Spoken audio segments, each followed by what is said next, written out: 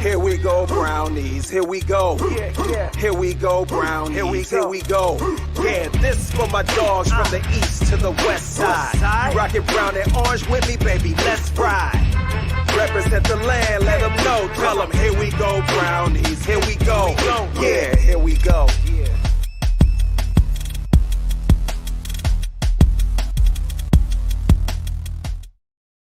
Welcome in, everybody, to another episode of the Here We Go Brownies podcast. I'm Allie Heisong, coming to you live from Sneads Ferry, North Carolina, and joined with me, as always, out in beautiful Boise, Idaho, we've got Dustin. Dustin, how you doing? It's a melancholy night for me, Allie. You let me know when we can make the announcement tonight. But yes, I am from Boise, Idaho. That's right. So, Allie, it is playoff week. Mm-hmm. It is playoff week in the National Football League, and our Cleveland Browns are heading down to Houston for a big game against CJ Stroud and that unit down in Houston. And I think the Browns are still a 1.5, 2-point favorite, which Vegas thinks it's going to be close. I don't know. I think it could it could get ugly. I don't know. We'll see. But I'm excited. I'm confident in my Cleveland Browns. And more importantly, Joe Flacco's never lost a first-round game in his entire career. So let's go, Joe Flacco. You know what? It's a promising matchup. And I think Dustin, out of some of the teams that we potentially could have had to face, Houston is something I think we'd all be okay with. However, this is an entirely different team than what we faced on Christmas. Yep. The Case Keenum-led Texans is a vastly different team than the CJ Stroud-led Texans. Completely and utterly different. CJ Stroud, although a rookie quarterback, has the ability to take over a game at any point. So we're going to get into it. A lot to talk about. But Dustin, you mentioned you got an announcement. I think no better time than now to let it rip. Yeah, so guys, a little melancholy moment. I made the moment and choice about a month ago. So we wanted to wait till the timing was right. But I love Boise, Idaho, but I think you guys all know my heart is in Cleveland. It has been my entire life at times. And I am making the move permanently to Cleveland, Ohio. That is right, guys. I am making the move to Cleveland, Ohio, the land. I'm coming to the land. I will be there 2 weekends from now. I will be in the land, maybe a day or two before, depending on the weather on the roads. But here I come. Here comes Cleveland. Watch out. I hope you're ready for me. I'm excited to get there. I'm excited to do some amazing things with the podcast, grow it. You know, Alan, we talked about this. Boy, if you ever lived there, what could we do with the podcast? I think we're excited to see where this thing can go and grow from the land. But Allie, you know, it's one of those bittersweet moments. You've moved around, right? You know how that is. But here's the truth, guys. I have not lived anywhere else in my entire life. So when I say this is a move, it is a move. It is a monumental move. I have a lot of crap. If you guys need anything, just check out Boise Marketplace. I'll sell you some crap. But yeah, it's going to be a big move. I'm excited. But, you know, here it is. Stop it, Larry. I'm not coming to Houston. I got too much moving stuff to do. Larry, I'm coming to the AFC Championship game in 3 weeks. Yeah, let's take it away, Allie. Let's, Allie, do we have any other stuff we need to talk about? I mean, did anything else happen over the weekend? Or? I don't know. Maybe we'll get into that in a moment. But first and foremost, Dustin, congratulations to you. This is exciting. Moving is scary, but you know what? It's a lot of fun at the same time. And you're going to a great place. You're going to Cleveland, Ohio, where your beloved Browns are. So good for you. I'm very excited for you. I know. Cavs and your Cavs and the Guardians. And I'm really happy for you. And I think you'll be able to attend a lot of in-person things that maybe we weren't otherwise able to. So this is really exciting, not only for you, but for the podcast. So congrats to you. While we're at it, we want to give a quick shout out to our friends over at Angelo's Pizza. If you're going to be in Cleveland, Dustin, you're going to frequent this place quite a lot. Head on over to Lakewood to get your hands on the best pizza in Northeast Ohio. They do it right. They start out with a buttery crust. They do double layer toppings. It is great in the restaurant, at home, and even just as great the next day. So be sure to head on over to Angelo's today. You mentioned it. We're going to Houston. We're not, but the team is. And this is a game that Larry's going to be there. Larry's going to be there. The bus will not, but he will be. No, the bus will not. But go hang out with Larry. He's a good time. This is a different team. And the first question I have for you is, if you go back to that Christmas Eve game against Houston, the Browns just lit the place up. I mean, they were on an entirely different level than what we're used to them being on. Amari Cooper broke several records. He was awesome. Flacco was great.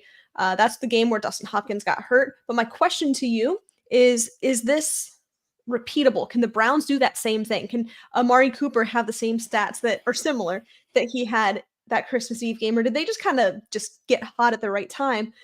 Your thoughts on that? Is this something that we can expect to happen again, and we can go in and dominate this team, or do you think this is going to be a little bit closer than it was last time? It's going to be closer just because CJ Stroud is CJ Stroud. I mean, he's had a great season. He's been injured a little bit, but here is the thing. I look at the common denominator between these two football teams. You have the young, kind of really coming into his own rookie, right? In CJ Stroud. You have a veteran that is battle tested and seen everything in the playoffs. So really it's going to come down to, is this playoff game too big for CJ Stroud, right? I mean, we always talk about that. Yeah. The playoffs are a whole nother level, right? Is this going to be too much for him? Because we know it won't be for Joe Flacco. He's going to be unflappable. He's going to walk in there cool, calm, collective. He's going to be cool Joe, right? But I think where the factor will come down to is the defense. Truly, this will come down to which team has the better defense. And in that situation, I think if Cleveland can get enough stops on defense, they win the game. I think the Browns can win the game by 10 or 14 points. Not a blowout like we saw a couple, weeks back, but I think this is a team, if the defense sets the tone early in this football game, it can be one of those where the Browns can kind of have their way. Because here's the thing. CJ Stroud likes to run around. It's not like the Cleveland Browns don't play Lamar Jackson twice a year. So they're used to playing a quarterback with this kind of style. So I think we're going to be okay. I think they'll give us a game, but I do think it will come down to the defense.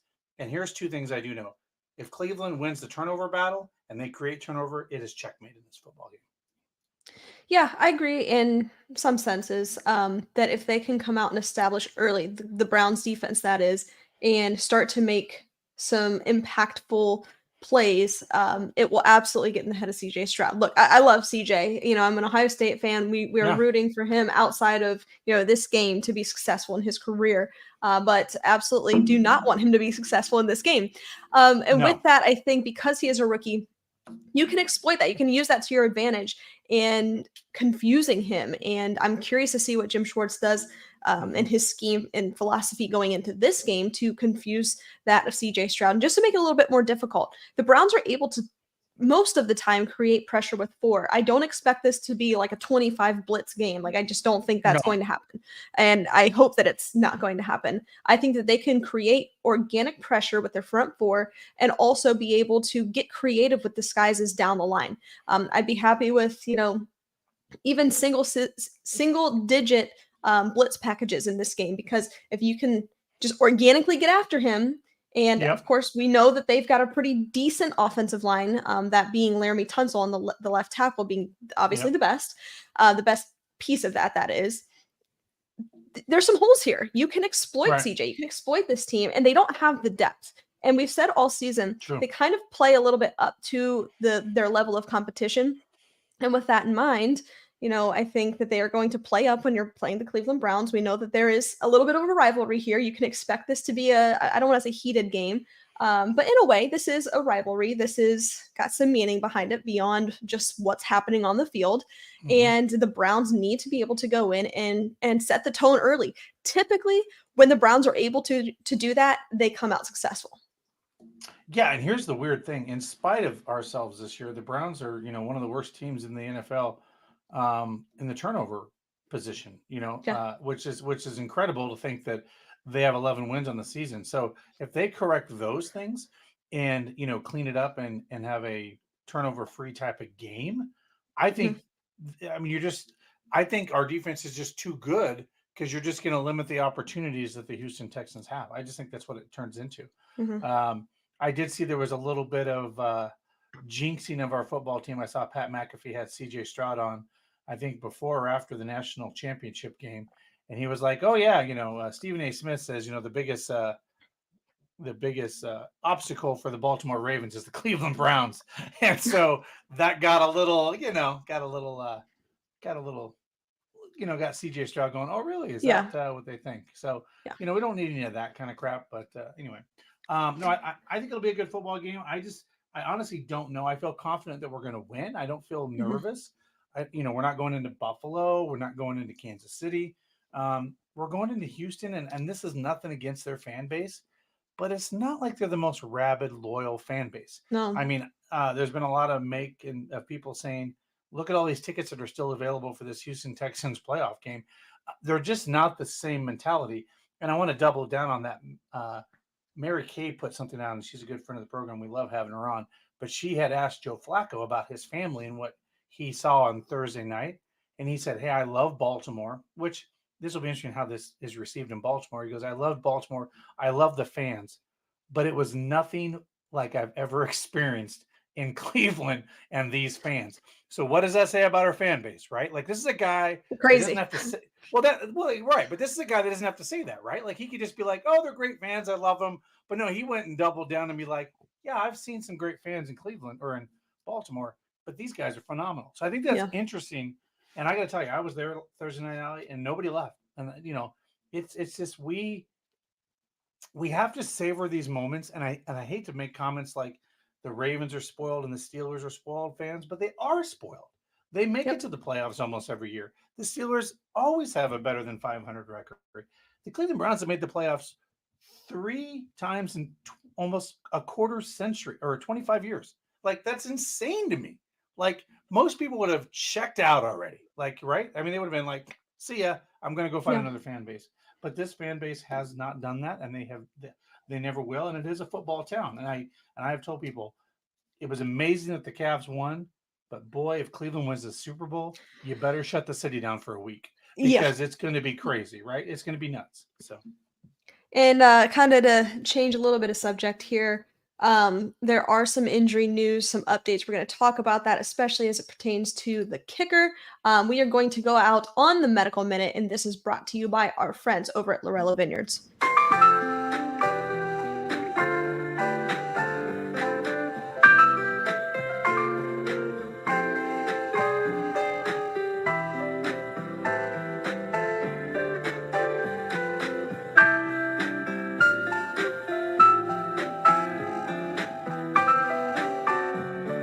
My name's Kim Lorello, and my husband and I, Larry, started Lorello Vineyards over 21 years ago. We're a small cantina nestled in the Grand River Valley in Geneva, Ohio. Our winery consists of 2 beautiful tasting rooms, and we have 2 rooms that can transform into party rooms inside. Our menu here at Lorello's is home cooking. We have wood-fired Tuscan pizzas, paninis, salads, and several appetizers. We have award-winning wines that have won medals internationally, nationally, and locally. In the summer and springtime, we have a beautiful outdoor patio that also we have live entertainment. We also have entertainment sporadically through the entire year inside during our cool fall and winter months. Additionally, outside in the summer, we have a beautiful tent that can house several guests for a private function. We hope to see you soon, and if you want any more information on Lorello Vineyards, you can go to our website at www.lorellovineyards.com. We hope to see you soon. All right, and there you go. There you have it. That is the Here We Go Brownies wine, the official Here We Go Brownies podcast wine. You can get that over at Lorello Vineyards. With that, let's go ahead and bring Dr. David Ullery on. This is the Medical Minute brought to you by Lorello Vineyards. And David, before we even get into it, can you just come here real quick? Can you just come in this room that I'm in? Yeah. Just real quick. just come in here real quick because Dustin got to share some really cool news, and I think it is fitting that we get to share some really cool news. This is Dr. David Ullery right here, who's also now my fiance. So that's exciting. Very exciting. And in case you didn't know it, everybody, we actually do the podcast under the same roof. He's just always in the kitchen. So that's our news. This happened this past weekend. Here Saturday. You guys go. We're really Saturday, excited. Right? Saturday. Happened on Saturday. Right? Yep. And now here we are doing a podcast. So that's our news. Thanks. Congratulations. Congratulations, David. All right, I'll get back over there. We got football to talk. We'll let him get back into his studio setup, aka the kitchen table. Soon we'll have the Here We Go Brownies kids version. No, I'm just kidding. The kids version of the toddler coming on. You know what? That would just be something. All right, David, welcome back. Hi, I'm back. All right, let's get into it. I know what a lot of people are wondering about is Dustin Hopkins. He is officially out. He's not going to be playing in this game. We know that these hamstring injuries can linger for quite some time. Talk to us about this. I know obviously we'd all like to have him back, but you feel decent going into this with Riley Patterson. I know you can speak to that too, even as a Lions fan. So just kind of give us your thoughts on this injury and what it means for special teams. Yeah, certainly not surprised by this. Just knowing that it was a hamstring injury and the nature of those things. Any of us who are also Ohio State fans know how challenging it can be watching one of your favorite players, especially someone who's so, I would say, impactful to the team, deal with an injury like this. It's one of those things that it's muscular in nature, and just stepping the wrong way at one time, you can easily tweak this and set yourself back weeks.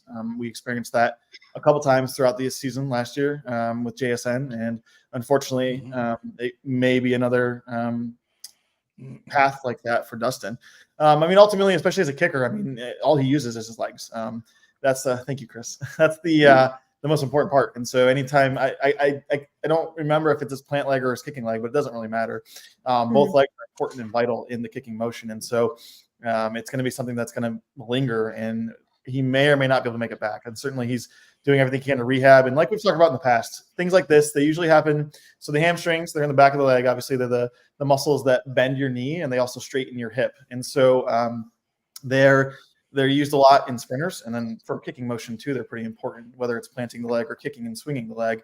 And so it's vital. And so they usually are torn within the muscle belly itself, or where the tendon attaches to the muscle. And so anytime that muscle stretches, that injured area gets retorn or re-stretched. And it can linger and linger and linger. And so cryotherapy with ice, ultrasound, and dry needling, cupping, all of those things are modalities that he's probably using daily, multiple times a day, just to try and get back and get to it. But like I said, one wrong step and you can tweak this thing and kind of restrain it, and you're kind of back at ground zero. And so not surprised by the news and that he probably won't make it. But as you alluded to, in Riley Patterson, you've got a great reserve option here. In fact, he is the kicker who won the Jags their first game in the wildcard round last year, making a game-winning field goal as time expired. And so he can kick in the clutch, and he can come through when you need it, and he's very consistent. He's kind of what we expected in Dustin Hopkins coming in this year, where he's not a huge long ball kicker, although Dustin became one this year amazingly. But 35 to 49 yards out, he is very consistent, and I think he's a great option in this instance where Dustin's not going to be able to go. Well, and to your point, he's kicking in the dome, right? He's not going to have to worry about any kind of elements this weekend. So not a bad problem to have. And he obviously he kicked for Detroit for how long? At least a year. Is that correct? Yeah. And he was there for 75% of the year this season. They signed him after having Michael Badgley last year, and then Michael Badgley was back and forth on the practice squad and ended up winning the competition towards the end of the year. And the Lions felt more comfortable going with Michael Badgley. But again, that doesn't say that Riley Patterson's a bad kicker. They just felt more comfortable with Michael Badgley. It's just kind of perfect timing for him to be available for the Browns.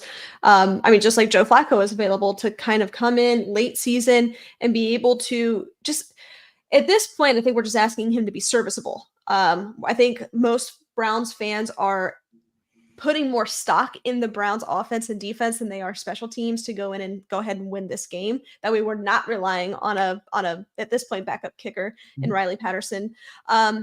Let's talk about some positive news. Grant Delpit, he is back off of the injured reserve. He was out with a groin injury, and like a hamstring, I can imagine that things like that could also linger. Can you talk to us a little bit about that? Yeah, absolutely. And he was a limited participant in practice today, but that's always a good thing because he's making progress toward playing. And from the sounds of it on Twitter, he was a pretty active participant in drills, and so that's always a good sign. So for him, the likely scenario, given he had a surgical injury that he got surgery for right away, it was likely what we call a sports hernia or an adductor injury. And so a sports hernia is similar in just a regular umbilical hernia where there's a layer of tissue that tears and then the muscle kind of bulges through it. It's just that this one is more obviously, as the name implies, seen in athletes. And so it happens closer down to the pelvis rather than in the abdomen. But there's two groups of muscles that attach on the same bone in the front of the pelvis. You have the adductor muscles coming up from the leg, and those are the muscles that kind of bring your legs together like this. And then there are your abdominal muscles. There's huge, large sheets of abdominal muscles that attach in different orientations, and both of those sets of muscle groups attach on the bone in the front. And so you can tear one or both of them and tear them right off the bone. And so that's something that typically you rest it, but in athletes especially high-level or elite athletes, that a lot of times need surgery just because they can have organs from inside their pelvis. Their internal organs herniate through that defect in the muscle. And that can be very painful and sometimes even cause more serious problems if it's a big defect. And so it's a direct repair of the tissue back down to bone. They use anchors and sutures. And after 4 weeks, typically hernia tissue or tissue that is involved in a hernia does heal pretty reliably. Certainly he's going to be at a little bit of an increased risk for re-injuring it just with being only weeks. But in the end of the day, if he's feeling good enough to go and not having much pain, it's a personal decision. I mean, we've talked about that a lot where athletes sometimes return before maybe the regular population would, but there's also money in contracts and playoffs on the line. And so if he feels comfortable to do it and is willing to take that risk, all the better for him. And so, similar to a hamstring injury because it is muscular involvement, but this was torn directly off the bone, whereas Dustin's hamstring injury is more within the muscle substance itself. And so this one has a little bit more reliable healing because it's something healing the bone, and bone always has kind of the most robust healing initially in the short term. So, sure. Yeah, I was going to say, I mean, I thought it was, it's a big news to get him back, just from a depth perspective, for the defense and stuff like that. And nobody kind of really knew, but I think it's a good move. What do you make a little bit of, just a quick question I have about Dustin Hopkins? It looks like they're progressing. If we advance in the playoffs, that he could be ready for next week. Mm-hmm. At least it seems like that's at least what Stefanski kind of hinted to. Like he felt confident he was making progress, but he didn't say it. But it seems like, he'll have been out, about a month? Does that seem, if it would next week be about a month, so 4 weeks? Does that sound about right? Yeah, because it was pretty close. Is that kind of based on the severity of what he had? Is that kind of, athletes versus regular people, right? But like, what does that look like from a time? Does that seem realistic? Yeah, I think it does, especially because it's not like they tried to get him out there kicking full go this past week. Certainly he's been going through some drills and some practice, but it's not going to be lining up and kicking 50-yard field goals because that's going to put so much strain on that muscle. And so they test it in various ways. Honestly, they probably start as easily as going on a stationary bike or an elliptical and then kind of going from there. If that doesn't hurt, it's just like a concussion protocol. If that doesn't hurt, you can kind of take the next step. But we do know versus concussions that muscle injuries like this, there's kind of a set time frame where we at least know this healing recovery is taking place, this healing response is taking place. Now we can strain this a little bit more and kind of run the risk of maybe getting back to it. And everybody's different, but usually about 2 to 3 weeks, especially up to 4 weeks, then that's a pretty good amount of time for some healing to be done for a partial tear. Because obviously the muscle wasn't completely torn. Otherwise we'd be talking more surgery or more serious long-term injury, but regardless, tearing within the muscle itself. And so give him 3 or 4 weeks, just let him really rest. He's not going to lose too much of that kicking power or strength in that time frame. And so if he's able to get back to it next week, pending a win from the rounds, I totally think that's a realistic time frame. Can you give him a shot in the hammy? So maybe not directly in the hammy, but certainly shots like Toradol, which is an anti-inflammatory, can have a pretty profound effect in these things because muscular injuries cause a lot of bleeding, a lot of swelling. And so we can do that. But yeah. And of course, if you're Aaron Rodgers, then things can happen a lot quicker. What do you say about this? Sorry, there's a dog. Is that okay? Yep. I bet it was Ludo, probably, if I had to guess. Larry plans on straining his voice. Do you have any advice? Probably starting the day off with some honey and maybe some whiskey too. Yeah, there you go. There you have it. All right, David, this was great. I know you got to get out of here because you might literally have to go do a surgery right now. So we'll let you go. Thanks for taking the time, and just wanted to show that off one more time. That's my fiance. There he is. All right, that is. Go ahead, Dustin. David, congratulations again. Thank you. Congratulations to you on the move as well. Yes, I know it's big news. Big news. Thank you. This is a big news show. David, thanks for taking the time. Go Browns. Go Browns. Go Browns. Go Browns. That is Dr. David Ullery. That is the Medical Minute. He's the orthopedic surgeon, the Here We Go Brownies podcast orthopedic surgeon that was brought to you by our friends over at Lorello Vineyards. Let me ask you this, Dustin. What is your like realistic concern here? Like, how concerned are you to go into this game without Dustin Hopkins? I'm not. I guess. Well, let me explain why. If it's in Cleveland, if it's in Kansas City where it's 0 degrees, or Buffalo, Yeah. or if it's in Miami or Houston, I'm not worried, right? Does that make sense? Because elements and him not kicking consistently over several weeks is not elements are always a factor, right? They always say we don't care how cold it is, we don't care, but rain and wind kickers hate, right? Rain and wind is the Achilles heel. That's not an issue here. And to David's point, he's pretty consistent from 40 to 49, right? Like he's going to be just fine. So I feel confident. That doesn't bother me. The only thing that concerns me, honestly, hand to Jesus in this game, is just don't have turnovers. I mean, because we have been known for 2 or 3 turnovers a game over the last several weeks, and we've won in spite of those mistakes. And by the way, we're playing with house money, because 80 or 90% of the time you lose the turnover battle in the NFL, you lose a football game. But thank God we have a number 1 defense that's giving us this extra chances. So just eliminate the turnovers, right? Like that's, to me, is probably the biggest thing that concerns me in this football game, is eliminating the turnovers. Yeah, I agree. I'm actually not hitting the panic button at all, really, with the kicking situation here in Cleveland. This week, anyways. I think, to your point exactly, if this was in Cleveland or if this was in Buffalo or even Chicago, like, Kansas City. You probably want your guy that you've had all year. But giving credit here to Riley Patterson, man, he's kicked in Detroit all year. And now I know they're in a dome, but like he has kicked all year, 75% of their season, and has been pretty darn good.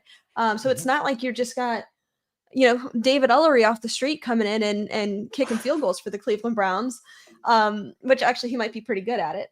But I feel pretty decent about it. Now, again, as I mentioned earlier, I think most of the focus has to be with what this offense is going to do.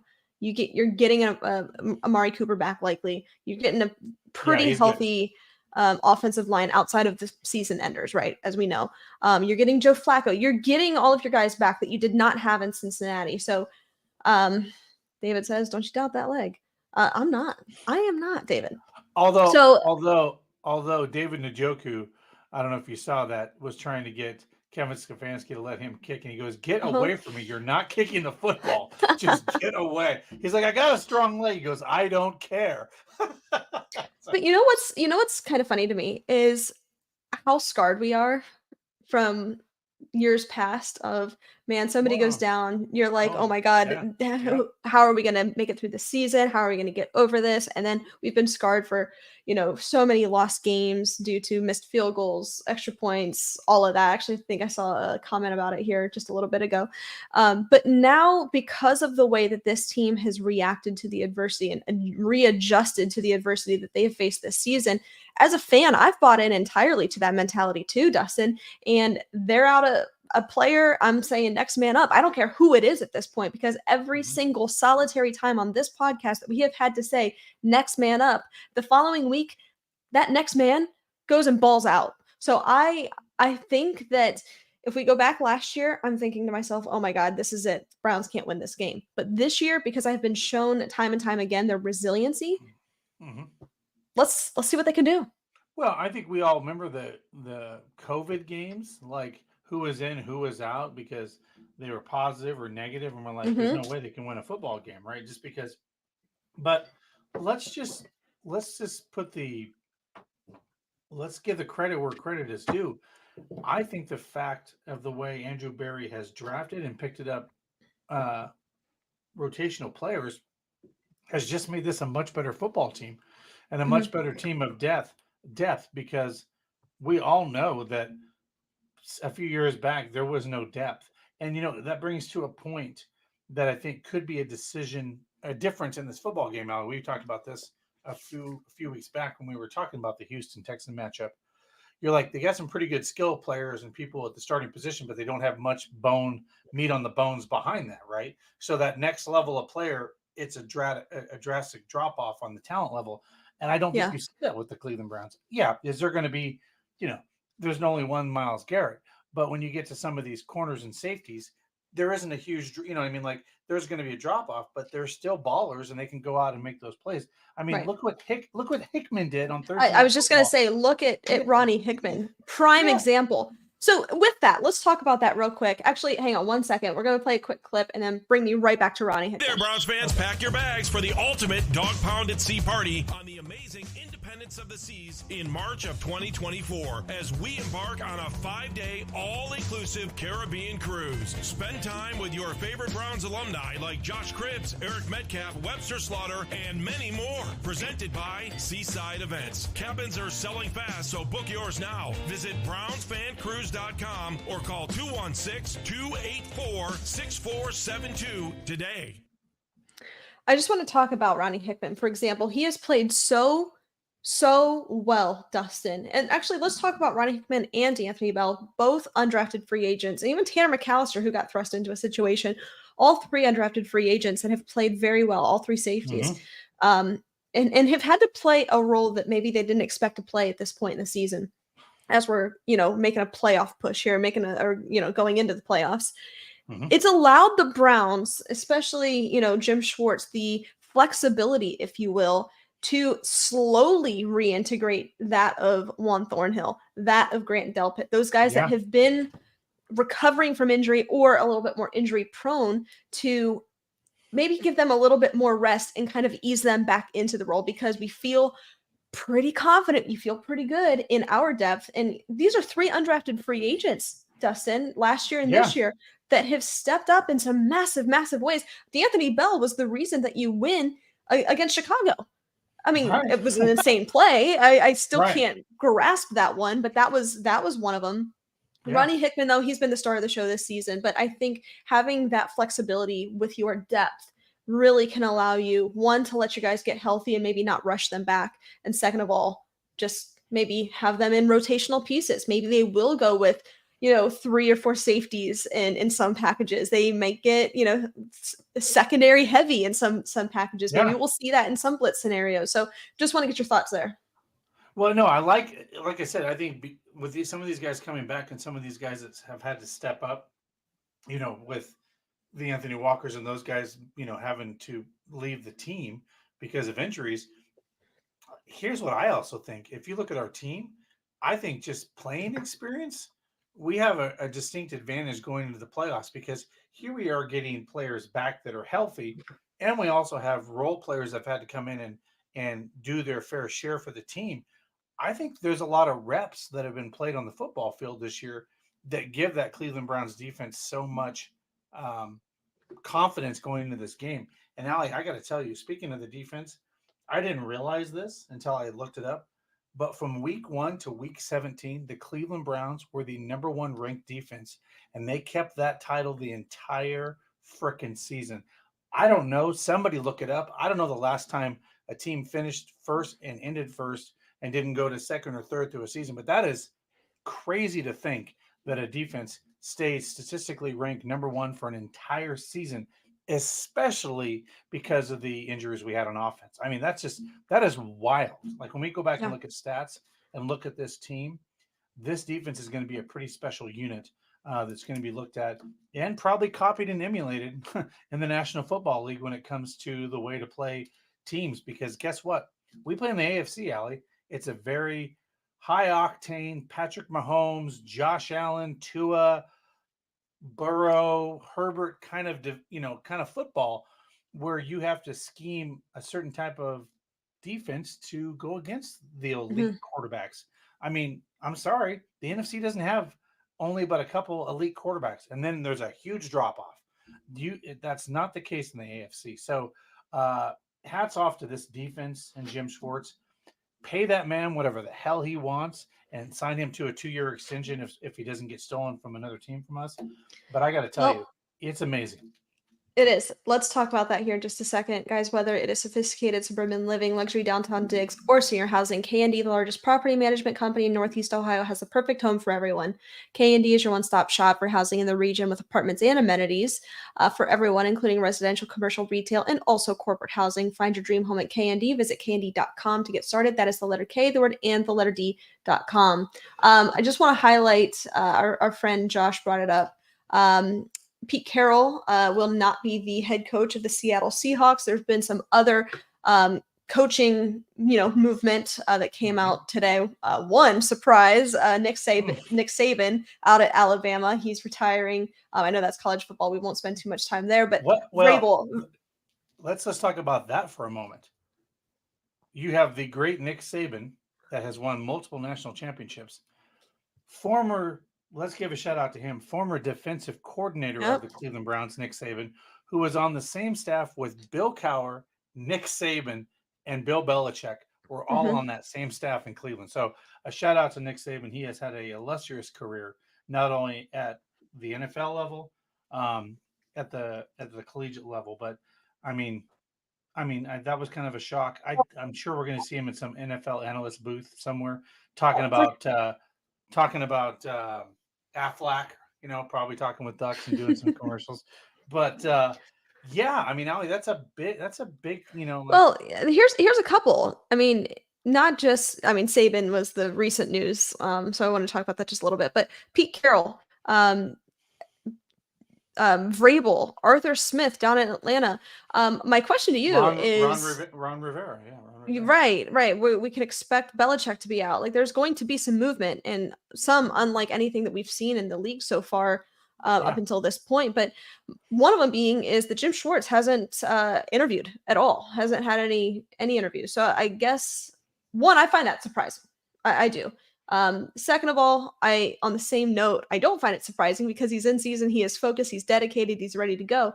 But what do you think? Do you think that Jim Schwartz gets a legit opportunity, and does he take it to be an NFL head coach again?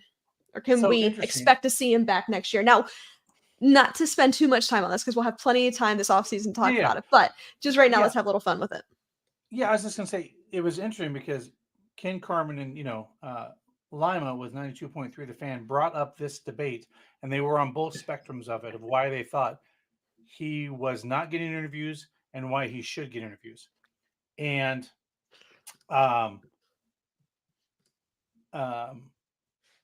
Lima was of the opinion that he thought that Jim Schwartz would get interviews.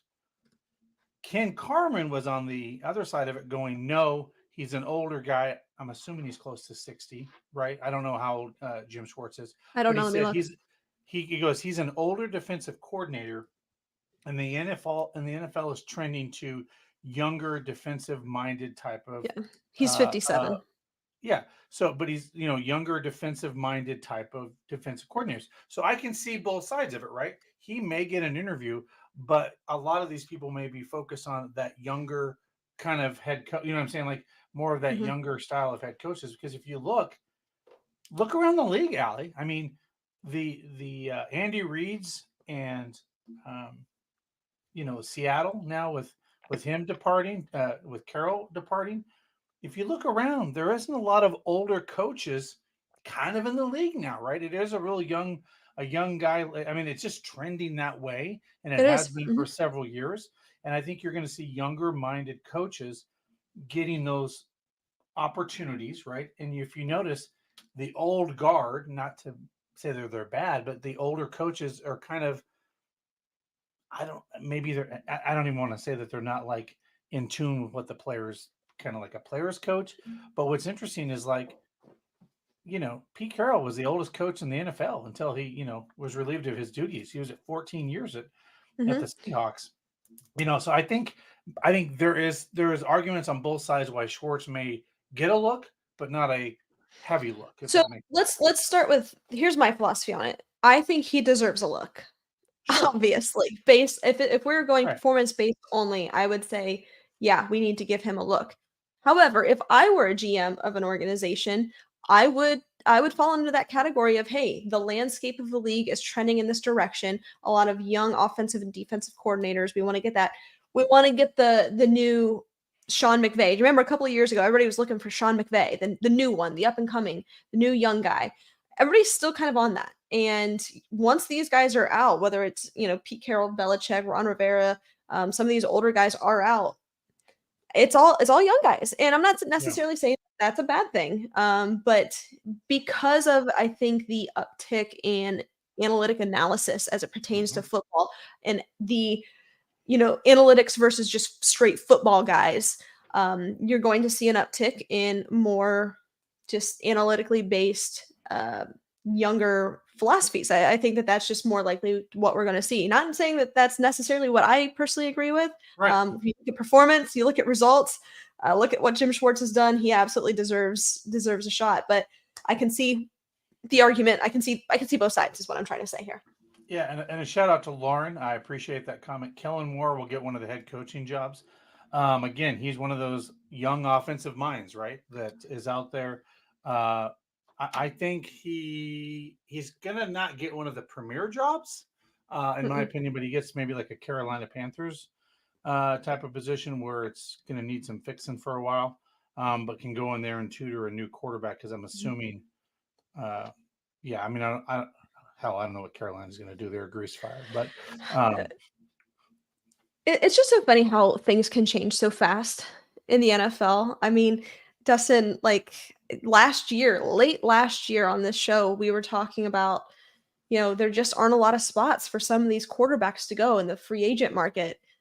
We were talking about, like, where does Aaron Rodgers go? There just isn't a lot of places for him to go. All of these teams are really good and competitive. They've got their guy, young quarterbacks. And a year later, man, how that has just rapidly and drastically changed. So many teams need quarterbacks. So many teams need coaches. Yeah. So many teams need to completely burn it to the ground. So things can change so fast. So many high-profile quarterbacks have been eliminated from their teams this year. And I always think, when you have teams like the Browns and the Bengals, with $40-some million, for that quarterback that's not playing out there, that makes you kind of think, right? Like, and if you look at some of the quarterbacks that are performing right now, I mean, let's just call it Baker Mayfield. He ain't being paid much. Joe Flacco, he ain't being paid much. Dak Prescott has a somewhat good-sized contract, but it's not crazy, right? Like, I mean, some of these guys, just aren't on huge contracts, and they're the ones in the playoffs. So, I don't know. It's been a weird season for the quarterback position and what we've seen. And it's almost like the cupboard got bare all of a sudden with quality quarterbacks just not being available. And I always said this, and I will say this forever. Your backup quarterback sometimes is maybe the most important player on your team because you need to insert a guy. And that's why I loved having Case Keenum on our roster, because if Baker went down, I felt Case Keenum could come in and manage the offense and not blow the game for us, right? Like, I just felt confident that he could go in and manage the game. And, and look at the Browns this year. We had a rookie quarterback and we had a PJ Walker. Nothing against them, but they're green, right? They're just green quarterbacks. And then Joe Flacco came in with experience. Wow, look how valuable that was to have a veteran or someone that had reps to actually go in the game and be able to just take it off. I mean, it's invaluable. And I think we've learned that this year in the National Football League. Teams are going to have to really look at next year how they position their rosters, not only from a starting quarterback, but from a backup position. Yeah, most definitely. Guys, if you like saving money, and I know that I do, be sure to head on over to the Cleveland Furniture Company to shop for all of your furniture needs. Dustin's going to tell you about a giveaway that we've got going on right now, but they can save you money. They buy in bulk direct from the factories. They are a true family-owned and operated company right here in Cleveland, so be sure to go check them out. This next segment is going to be brought to you from the couch. But Dustin, real quick, why don't you tell our listeners about the giveaway we've got going on? Guys, who doesn't want a new recliner? $800 recliner, no less. By the way, this is a beautiful recliner being given away from our friends over at the Cleveland Furniture Company, and it is to celebrate the Browns going to the playoffs. They have gifted us a wonderful recliner. So if it's your living room, your sports cave, wherever you want to put this, you just have to follow them, follow us, tag somebody, and share it. That's it. You do that, you're entered. We will pick a random winner at the end of the month. You can enter as many times as you want because it just gives you a better chance. And then we'll announce the winner on February 1st. and maybe we'll deliver it in time to, I don't know, watch the Super Bowl. Just saying, never know. You never know. This next segment is brought to you from the couch. From the Couch is brought to you by the Cleveland Furniture Company. All right, let's go ahead and get into it here, Dustin. I want to talk about matchups in this game because, as I mentioned at the top, this is a different game than what the Browns played on Christmas Eve. This is it's just a different team with CJ Stroud. He's able to completely take over a game. He's just, prior to his injury, his concussion, I think he was absolutely in the MVP race. Like, he was having an insane season. He still is one of the better quarterbacks currently in the league, even though he is a rookie. But we mentioned there's just not a ton of depth here. We know that Nico Collins is his number one target. You've got Noah Brown out. Robert Woods has been dealing with injuries. We know Tank Dell is obviously out for the season. So just the pass catchers, they are thin there. Dustin, I'd like to turn it over to you. What matchups are you looking forward to seeing the most in this game? Honestly, the line of scrimmage. I think if the Browns can give Joe Flacco enough time in this football game to get Amari Cooper, Njoku, Elijah, any of these guys open, I think that is what I'm going to look for, is just that pass protection of Joe Flacco.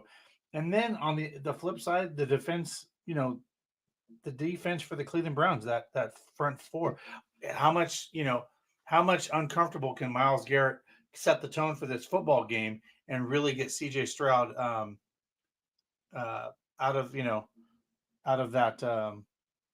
of his rhythm, right? So yeah, I mean, Mhm. Yeah, I agree with that. I think that if you look at the Browns' depth on the defensive line, who they have vastly outweighs what the Houston, I was just calling them the Oilers, the Houston Texans have on their offensive line. But I am mostly intrigued with love it. Our secondary going up against their pass catchers. Look, as I mentioned, they are thin. They are thin there. They have Nico Collins, but we know that Noah Brown potentially out. Robert Woods potentially out. They don't have a ton of guys. They've got John Mechie, who I think it was last year, the year prior, he was out with cancer. I mean, he has a great story coming back from that. That's awesome, but they just don't have a ton of guys that can, make some explosive plays right now. But with that, CJ can make a ton of explosive plays, so you have to be on the lookout for that. I am most looking forward to our corners specifically. I know that we're getting Grant back potentially ready to go for Saturday. Same with Juan, but we talked about guys like D'Anthony Bell and Ronnie Hickman and their ability to step up and do what they've done in their undrafted rookie roles and be really, really good. Really, really good, actually. And I'm not sure that that's getting enough credit, especially Ronnie Hickman. But especially the corners, man, Denzel Ward, MJ Emerson, Greg Newsome. This is going to be quite a show for them, and I'm excited to see what they can bring to the table here. Yeah, this unit, like I said, they are just a special unit to have all these different players. I mean, just the way they can rotate in. And that's what I think is the most dangerous thing about this team, is because of the depth and getting guys back, is you can really wear down an offense just, and just keep bringing fresh legs in, right? And that's not something you can really seem like that normally you can do on defense. Teams start getting gassed third and fourth quarter. But I feel like the Browns can bring in fresh legs on defense. And this is going to be a really interesting matchup, like you said, with the corners in the safety position.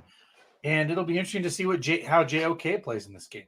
Yeah, I think definitely. that'll be, I'm assuming he'll have the green dot on defense in this football game, possibly. And so I think it'll be interesting to see how he kind of manages that side of the ball and how these guys look. But I think this is going to be, his quote this week just made me want to run through a wall about what he said about this game. And I'm telling you, these guys, they are so bought in and so laser focused.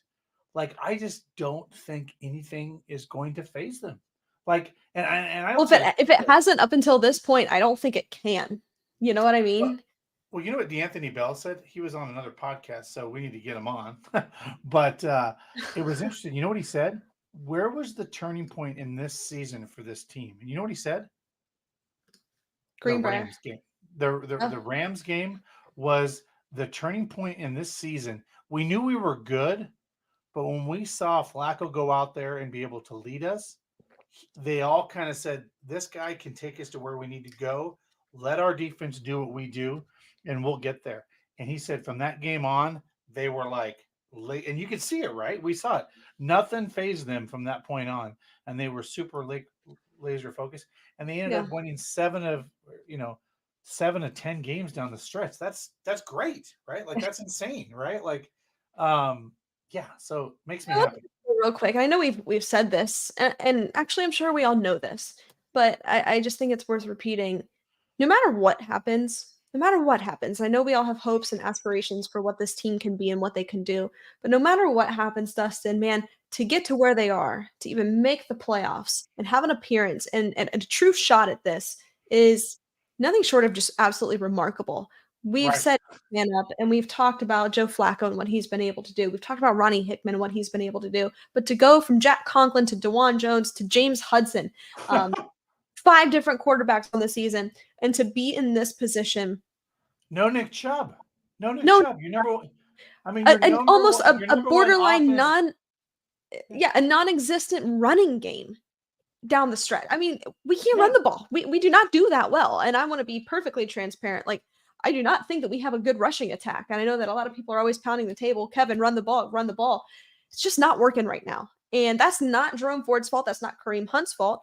It's not the offensive line's fault. We're just injured. It just is what it is. That's the reality of this Browns offensive situation. We just can't do it like we've done it before. If we figure out the run in the playoffs, it's game over. It's game over. if Ford blows up in the playoffs, it's over. I mean, like because then you have the two-headed monster in a football game, right? Because then basically that opens up frickin' Kevin Stefanski's playbook to whatever he wants to do at that point if the run game's clicking. So yeah, you're right. I want to tell you about our friends over at Stadium Mustard, guys. If you don't have Stadium Mustard in your kitchen this season, you're doing it wrong. The iconic brand, the iconic taste, and it's beloved from ballparks to backyards and everywhere in between. Stadium Mustard is a smooth brown mustard rich in both taste and tradition, and it's loved by millions. So be sure to head on over to stadiummustard.com to shop now. And Dustin, why don't you tell our listeners about Barley House? Guys, if you're not going to Houston and you want to go check out and watch the game, they open their doors at noon this Saturday. Get down there, noon Eastern. The Barley House will be open, ready to partake in all the festivities, drink specials, all kinds of great food. Stay long, enjoy the game, enjoy the festivities. If you're not making it down to Houston, go down to West 6, enjoy the Barley House, and get some food and enjoying that. And by the way, guys, we'll have another $30 gift card to be given away soon to you guys that want to go down there and win that. We've had a few winners already that have been able to enjoy that. So yeah, we're in the giving season, Allie. We're just in the giving season. We are giving. We love giving. Real quick before we turn it over, we won't spend a ton of time here, but Lauren asks, getting ahead of ourselves here, but what are we looking for the offseason in the draft? I guess I'm going to just ask you off of this question, like, let's just say you could go out and get, anybody in the free agent market right now, or you could draft somebody. What position, is kind of your biggest hole in this roster right now? Like, what is the biggest area of concern? Because I've got one that just stands out to me, and it's not because I'm just going to answer this, not before I give it over to you, not because Nick Chubb is out, but like, I think that the Browns front office actually had a little bit of a miss here in not going and getting another running back. I mean, Leonard Fournette was out there. I think they could have done that. I think that they could have probably done some other things with a receiver. I mean, we know injuries. We know that we can't predict that. But really, running back's the number one thing for me right now. I can't speak right now until next year, Lauren, on this because we don't know what's going to happen this offseason and who's staying, who's leaving, and I really don't even have that readily available in my head. But if I'm just answering this in the sense of if we could do this right now and bring somebody in, like what position group are you leaning most towards here? This is going to shock you and probably shock a lot of people, but I was watching another show and it talked me into this. We have Deshaun Watson, I believe, for 3 more years. Is that correct? Does that sound right? We signed him to a 5-year deal, or do we have him for 2 more years? Is it 2 or 3? We signed him to a 5-year contract. Okay, so we have him for 3 more years.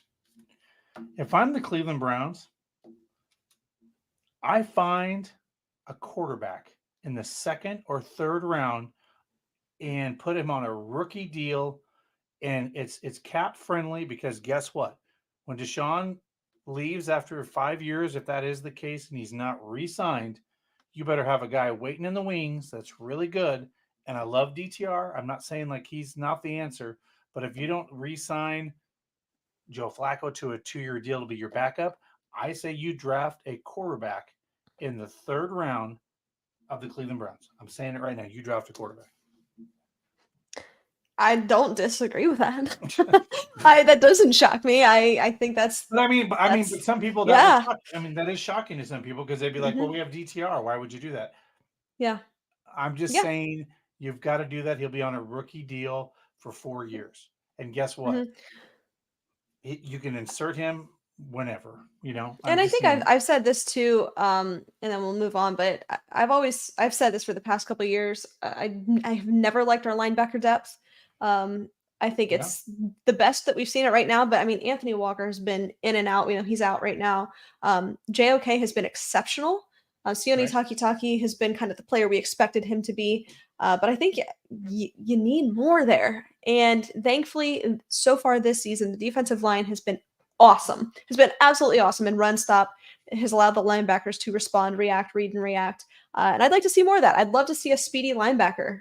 You can sign me up for that all day, especially with the value that we have in terms of draft capital. All right, let's get into it. We've only got a couple of minutes here, Dustin. We've got some games to pick, and this segment is brought to you by our friends over at Circle K. Browns fans, get ready for a sizzling sensation that's about to heat up your taste buds. Circle K is bringing you a hot deal this football season. Introducing Circle K's Hot Chicken Wings. And the best part, the price is as hot as the wings themselves. Pick up 6 wings for just $5.99 at your local Circle K today. So what are you waiting for? Gather your friends, your family, and anyone else who craves the ultimate wing experience. Circle K, where every deal is hotter than ever before. Here we go, Brownies. Only at Circle K. All right, let's go ahead and get into it. We've got some games to pick, but Dustin, first and foremost, starting with last week, I got you again. So I am up. I'm up 5 on you. I've got 5. Jesus. On you, so Jesus. Okay. How many rounds are there to this? Hang on. So let's see. We got the wild card round. We go all the way until the Super Bowl. Well, how many rounds is it? Can I even win at this point? I'm not sure that you can, but we're going to keep doing it. We're going to keep having fun with it. Damn it. So let's go ahead and kick it off. And let's start with Browns Texans. What do you got?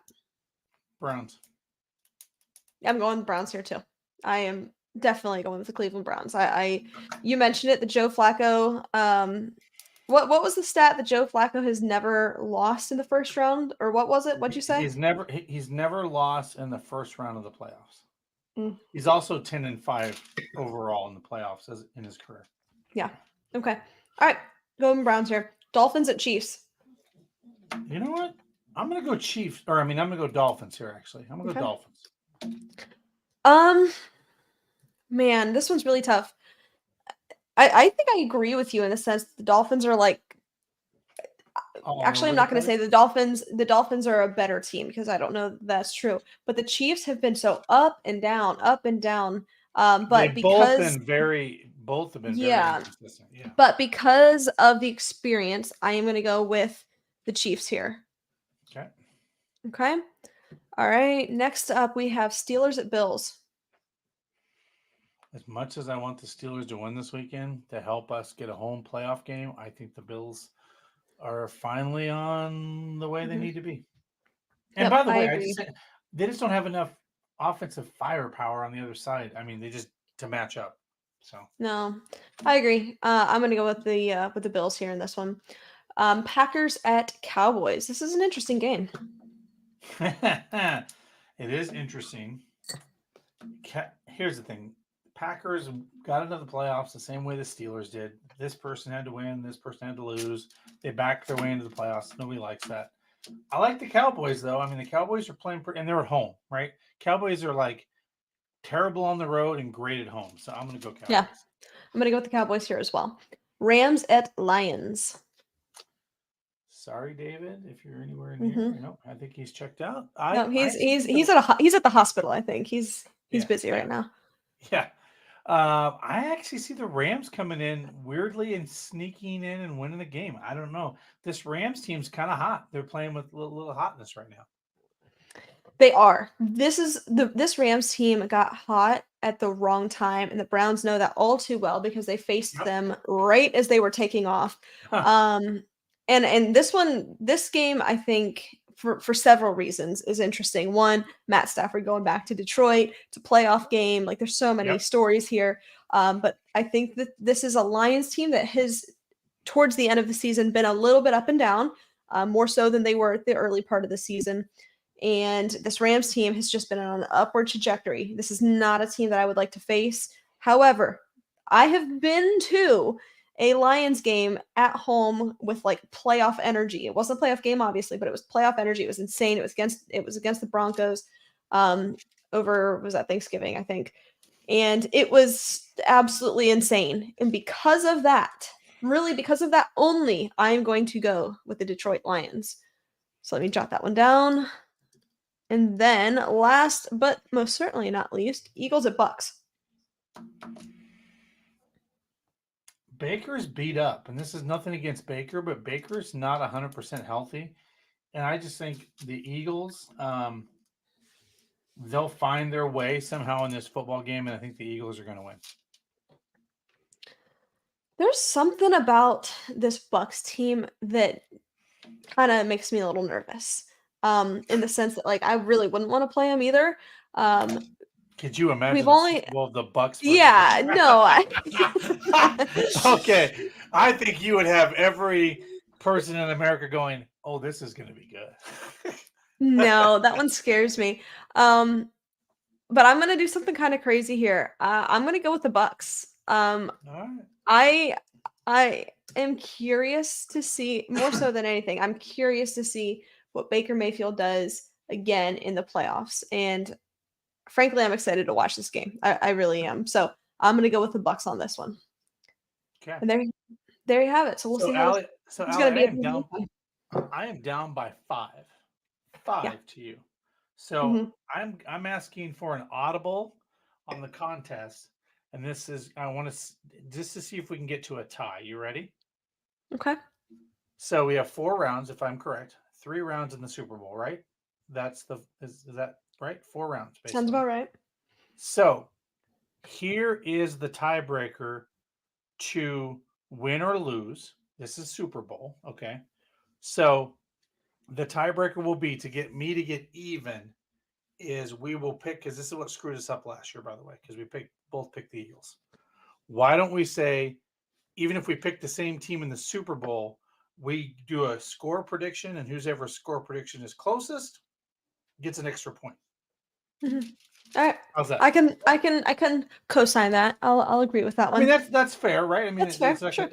And by the way, we're waiting. Larry, double or nothing. Mm-hmm. Let's do it. But I think the Super Bowl should have more weight on it anyway, right? Because there's more variables. Sure. It's a bigger game, so we'll go pick the game and the points. It's the same thing like the tiebreaker. Okay. All right, cool. That works for me. And before we go ahead and wrap up, Dustin, I know we already talked about it here, but just remind our listeners what we've got going on here in March.